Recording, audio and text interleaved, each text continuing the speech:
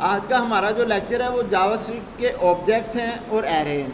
सबसे पहले तो हम इनका थोड़ा सा डिफरेंस वैसे समझ लेते हैं कि ये बेसिकली है क्या चीज़। हमने अभी तक वेरिएबल को डिक्लेयर किया है, ठीक है, प्रोग्राम के अंदर। अगर आप यहाँ पे देखें, हमने वेरिएबल डिक्लेयर किया है। यहाँ पे पिछली क्लास में चले हैं, ये देखें, हमने एक वेरिएबल डिक्लेयर किया रिजल्ट्स के नाम से, रिजल्ट 2 के नाम से, ठीक है। नीचे आ जाए पुरानी एग्जांपल के अंदर, यहाँ पे ए किया, बी किया है, एक्स किया है, ये वेरिएबल डिक्लेयर किए हुए हैं। अब देखिए, हमें जितने भी वेरिएबल डिक्लेयर करने पड़ रहे हैं वो एक ही डाटा टाइप के, उनमें सिर्फ क्या है, ये नंबर आ रहे हैं। लेकिन ऑब्जेक्ट्स क्या आते हैं? अब जो बेसिकली एक क्लास बनाई जाती है, उस क्लास के थ्रू हम उसकी बाकी चीज़ें एक्सेस कर लेते हैं, उनको कहते हैं ऑब्जेक्ट्स। अब क्लास, फर्ज करें कि एक पर्सन की क्लास बना ली जाए, तो पर्सन का नेम होगा, उसकी आईडी होगी, उसका फ़ोन नंबर होगा, उसका एड्रेस होगा, ठीक है। तो इसमें नंबर की वेरिएबल भी आ रहे हैं, ऐसे वेरिएबल भी आ रहे हैं जो अल्फ़ाबेटिकली हैं बस, और ऐसे भी हैं जिनमें वेरिएबल प्लस नंबर दोनों आ रहे हैं, सिंबल भी आ रहे हैं। इवन आपका हमने एड्रेस शामिल किया तो उसमें सिंबल भी आते हैं, नंबर भी आते हैं। स्ट्रीट 1 कोमा लगा के आप लिखते हैं 5th एवेन्यू, फिर आप अगर सेक्टर 5 इस तरह करके आप एड्रेस देते हैं, तो उसमें क्या है, एड्रेस में आपका कम्बिनेशन आ रहा होता है। उसके बाद है एरे। एरे एक जैसे ही वेरिएबल होते हैं, लेकिन एक वेरिएबल के अंदर एक से ज़्यादा डाटा जब स्टोर करना हो तो वहाँ पे हम एरे का इस्तेमाल करते हैं। अब हम डॉक्यूमेंटेशन से इनको थोड़ा सा रीड करते हैं, आपको वहाँ से इसकी समझ आ जाएगी बेसिकली, ठीक है। यहाँ पे अब जावास्क्रिप्ट में ऑब्जेक्ट क्या है? अ कलेक्शन ऑफ की वैल्यूज पेयर्स, कि आपके पास कुछ पेयर्स की शक्ल में काफ़ी सारी वैल्यू हैं, उनकी कलेक्शन है, उनको ऑब्जेक्ट कहा जाता है। Use to store related data and functionality method, उनके अंदर आप डाटे को स्टोर करते हैं जो रेलेवेंट होता है, ठीक है, और फंक्शनैलिटी मेंबर्स होते हैं।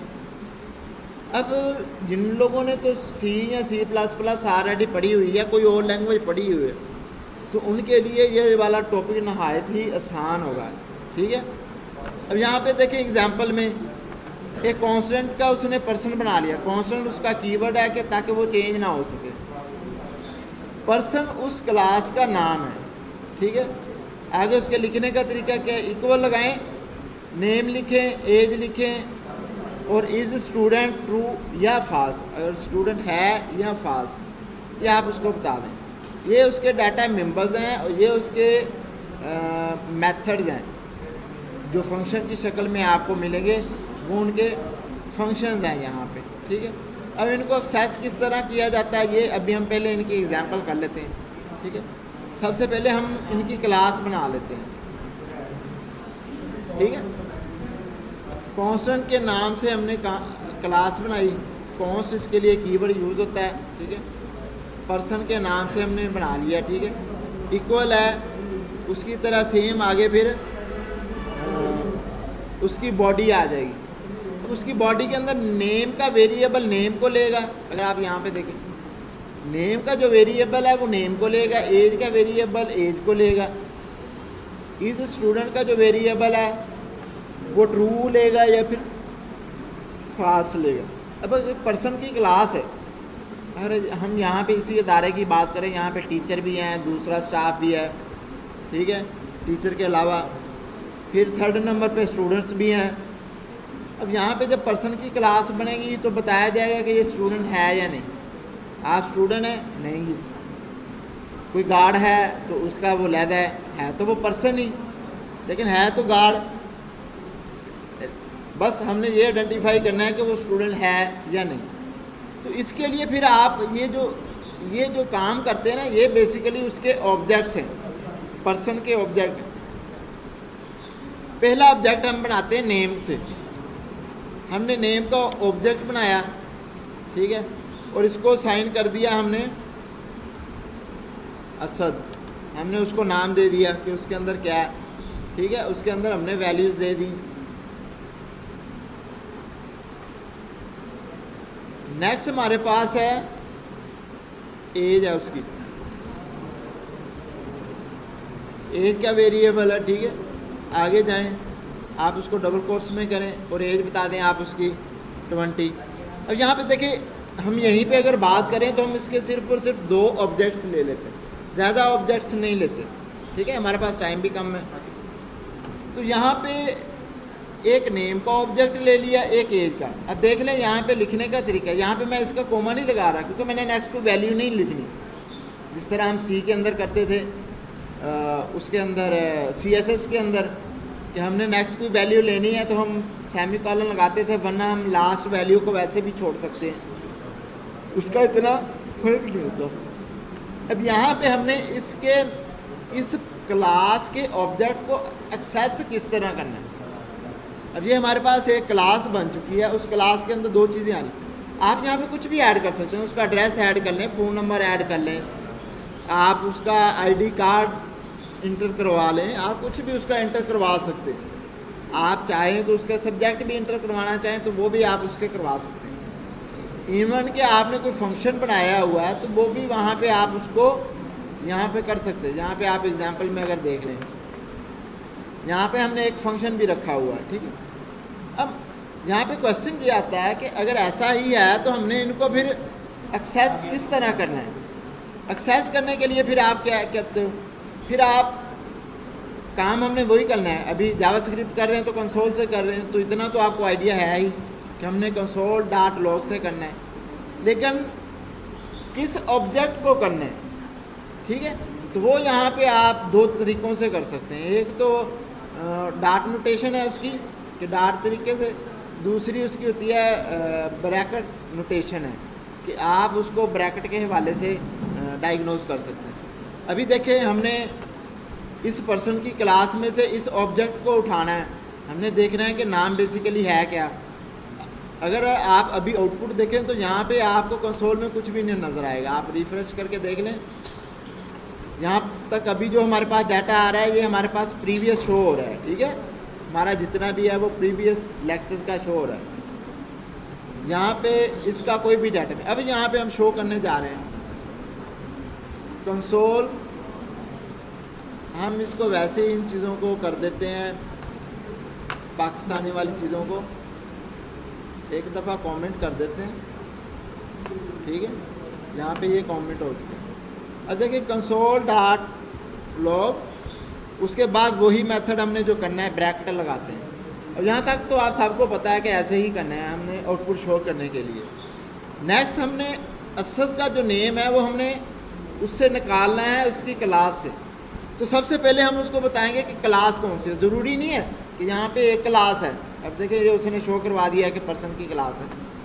यहाँ पे पर्सन की क्लास हो सकती है, स्टूडेंट की हो सकती है, एम्प्लॉय की हो सकती है, एक से ज़्यादा क्लासेस हो सकती हैं। तो हमने किस क्लास से बुलाना है। अगर बाहर से कोई बंदा आता है, इस बिल्डिंग में आता है, तो जो किसी को लेने आया है तो वो क्या कहेगा कि फ़लाँ क्लास के बंदे को भेज दो। अब वो बोलेगा कि अली को भेज दो, तो कैसे पता चलेगा कि अली को भेज दो, ठीक है ना। तो अली वो किस क्लास में है। तो यही चीज़ सेम एज प्रोग्रामिंग में भी होती है, रियल एग्जांपल्स होती हैं ज़्यादातर। तो हमने उसको क्लास लाजमी बतानी है कि किस क्लास का आप ऑब्जेक्ट लेना चाह रहे हैं। मैंने कहा मैंने पर्सन की क्लास का लेना है, और लेना कौन सा है, वो डाट नोटेशन का। पहले हमने तरीका जो कर रहे हैं वो डाट नोटेशन है। हम डाट लिखेंगे। अभी देखें मैंने जस्ट डाट किया है, उसकी इंटेलिजेंस ने हमें बता दिया है कि इस क्लास के अंदर 2 ऑब्जेक्ट पड़े हुए हैं, एक एज का ऑब्जेक्ट पड़ा हुआ है, एक नेम का ऑब्जेक्ट पड़ा हुआ है, ठीक है। मुझे एज चाहिए तो एज, वरना नेम चाहिए तो नेम। आप लिख भी सकते हैं, टाइप भी कर सकते हैं।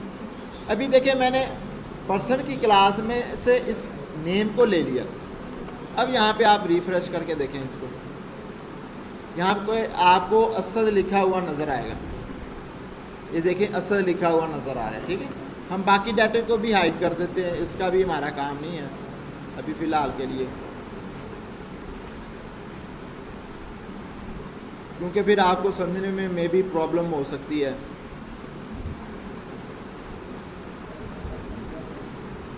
हमने जितना भी काम किया है आप उसको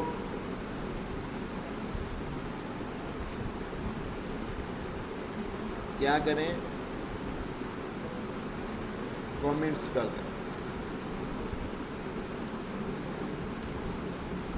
अब सिर्फ और सिर्फ हमारे पास जो डाटा रह गया ये सिर्फ इस चीज़ का रह गया कि हमारे पास ऑब्जेक्ट कैसे आएंगे। इनको थोड़ा सा नीचे ले जाएं ताकि आपको ये भी प्रॉब्लम ना हो, ठीक है।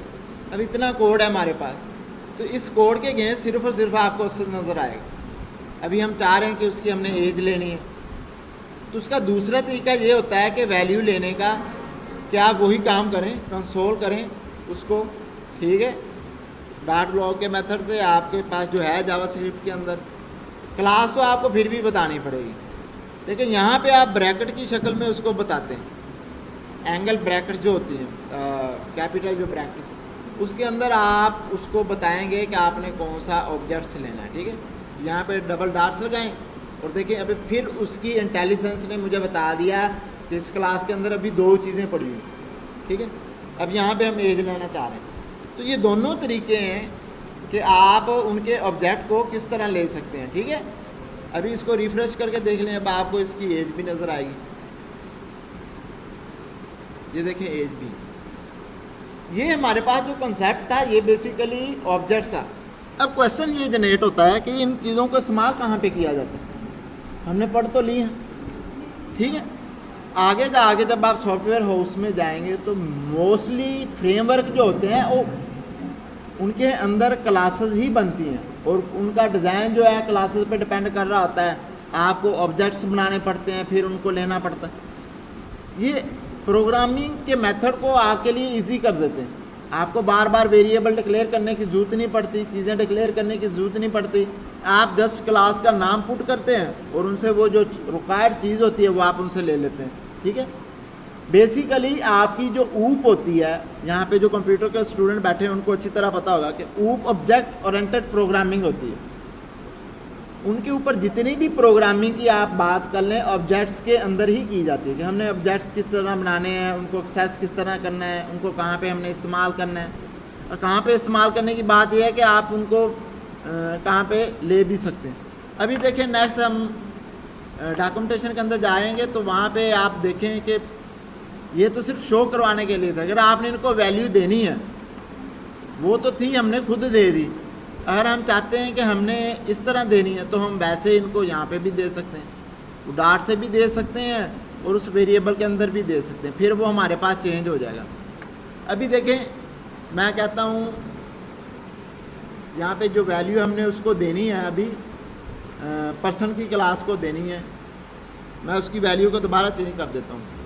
पर्सन डॉट नेम, ये मैं डॉट ऑपरेटर से काम कर रहा हूँ। मैंने इसको वैल्यू देनी है, वैल्यू अब कौन सी देनी है वो इसको मैं कह देता हूँ अली कह दिया मैंने, ठीक है। ये मैंने अली की वैल्यू दे दी। अभी देखें आपके पास ये चीज़ शो नहीं होगी, इसको रिफ्रेश करें, ठीक है।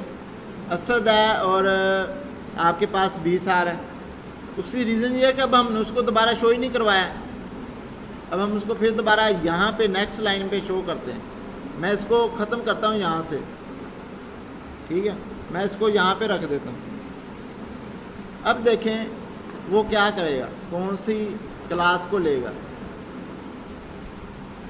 यहाँ पे देखिए उसने अली को लिया, क्यों? क्योंकि ये ओवरराइड हो चुका है, इसके पहले पास ऑलरेडी था। अगर ऐसे नहीं भी था, अगर आपके पास इस तरह कोई नहीं है ऑब्जेक्ट, उसको आपने वैल्यू नहीं दी, तो आप रन टाइम पे भी उसको ऐसे दे सकते हैं। इसी तरह आप सेम एज का भी दे सकते हैं। आप उसको लिखें पर्सन, पर्सन को हम फिर दोबारा नोटेशन के अंदर उसके ब्रैकेट के अंदर लिख लेते हैं, ठीक है।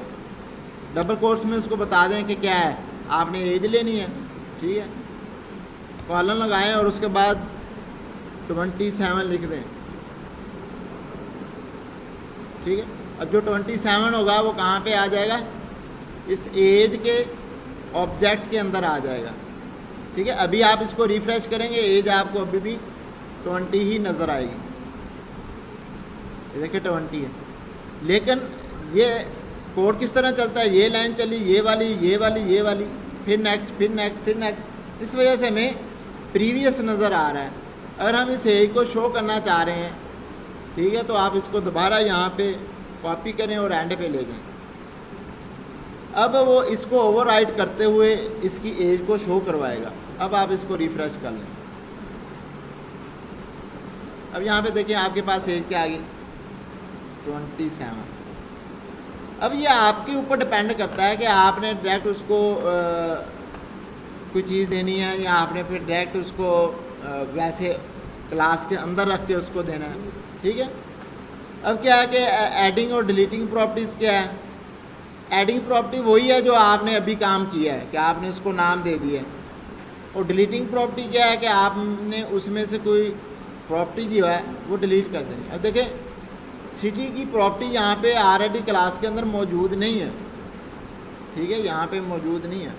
हम चाहते हैं कि हमने उस क्लास के अंदर रखनी है, तो हम person.city लिख के मस्कत लिखेंगे तो वो पर्सन का ऑब्जेक्ट हो जाएगा। उसका मतलब ये हरगिज़ नहीं है कि वो यहाँ पे भी सिटी खुद ब खुद लिख देगा, लेकिन जब भी वो एक्सेस करेगा उसके पास ये ऑब्जेक्ट ये वाला भी पड़ा होगा। ठीक है। नेक्स्ट हम चलते हैं। इसी तरह अगर आपने को डिलीट करना है तो आप उसको डिलीट भी कर सकते हैं, वो आपको शो नहीं करवाएगा। अब लूपिंग थ्रू ऑन है ऑब्जेक्ट, इसको आप एक दफ़ा छोड़ दें, आप ये ना करें, अभी डीप के अंदर ना जाएं आप। ऑब्जेक्ट्स आपका क्लियर हो गया, दिस मेथड को भी छोड़ दें। अब आ जाएं कि एरे क्या चीज़ होती है हमारे पास। पहले हम एक वेरिएबल के अंदर एक ही डाटा स्टोर करते थे, अब एक ही वेरिएबल के अंदर एक से ज़्यादा डाटा स्टोर करेंगे। पढ़ना तो हमें पहले एरे चाहिए था, फिर आप क्लास पढ़ते तो ज़्यादा बेहतर था। अब एरे क्या है हमारे पास, order list of atom index from 0। Order list होती है ये बेसिकली, लेकिन 0 से इंडेक्स होती है। किस तरह होती है, यहाँ पे मैं पेंट के अंदर आपको समझा देता हूँ थोड़ा सा।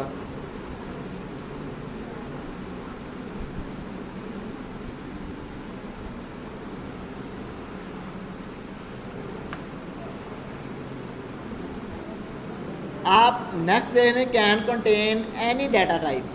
डाटा टाइप तो इसकी कोई भी हो सकती है, लेकिन जो होगी उसके रिलेटेड उसके अंदर वही चीज़ें आएंगी।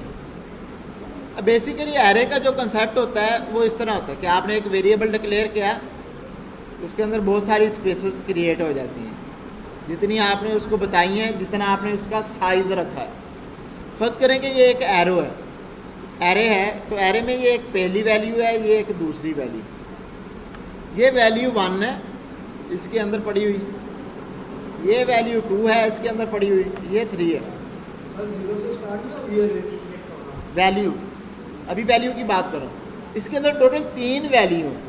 लेकिन जब हम उसके इंडेक्स की बात करेंगे तो इंडेक्स उसका बेसिकली 0 से स्टार्ट होगा। पहली जिस जो वैल्यू होती है जिस जगह पे वो पड़ी हुई है उसको कहते हैं 0 इंडेक्स। नेक्स्ट उसका जो इंडेक्स होता है 1 होता है, नेक्स्ट जो होता है इंडेक्स होता है 2, और सो ऑन। इसी तरह वैल्यूज़ चलती रहती हैं जहाँ तक हमारे पास वैल्यू अवेलेबल होती है। अब फर्स्ट करें जब हमें चाहिए कि हमने एक को एक्सेस करना है, हमारे पास एक की जो वैल्यू है वो आ जाए, ये वाली वैल्यू हमारे पास आ जाए, तो हम उसे कहेंगे कि एरे ऑफ 0। जब एरे ऑफ 0 कहेंगे तो फिर हमें वो ये वाली वैल्यू ला के देगा। ठीक है, तो एरे एक ही वेरिएबल के अंदर आने वाली चीज़ें। अभी आप जो डाटा पढ़ रहे हैं ये प्रैक्टिस बेस है, लेकिन है ये ऊप का। ठीक है, ऑब्जेक्ट ओरिएंटेड की चीज़ें हैं, प्रोग्रामिंग की चीज़ें हैं।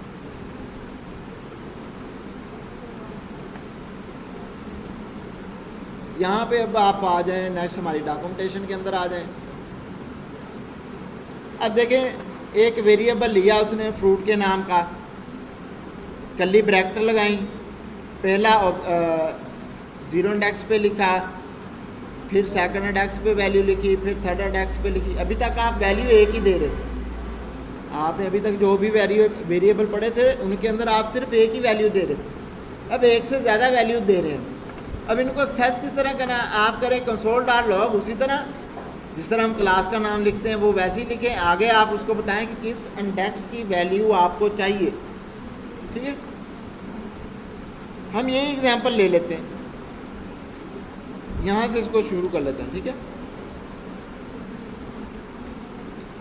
हम कहते हैं हमने एक कांस्टेंट कॉन्स फ्रूट ले लिया, फ्रूट का एक एरे ले लिया फ्रूट्स के नाम से, ठीक है।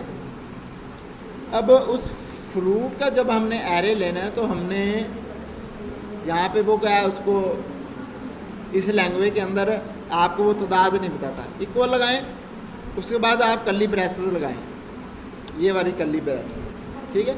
अब ये एक एरे लिखने का पूरा कंप्लीट प्रोसीजर हो चुका है। पहली वैल्यू आप इसको दें, हमने एप्पल करना है, ठीक है। उसके बाद कॉमा लगाएं, नेक्स्ट आप लिख दें यहाँ पे मैंगो लिख दें,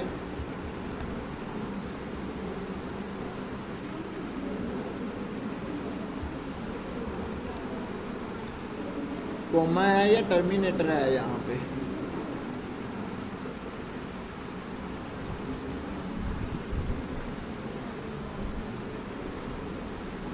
ये ब्रैकेट नहीं है, ये लॉन्ग ब्रैकेट है यहाँ पे, इस वजह से ऐसे हो रहा है,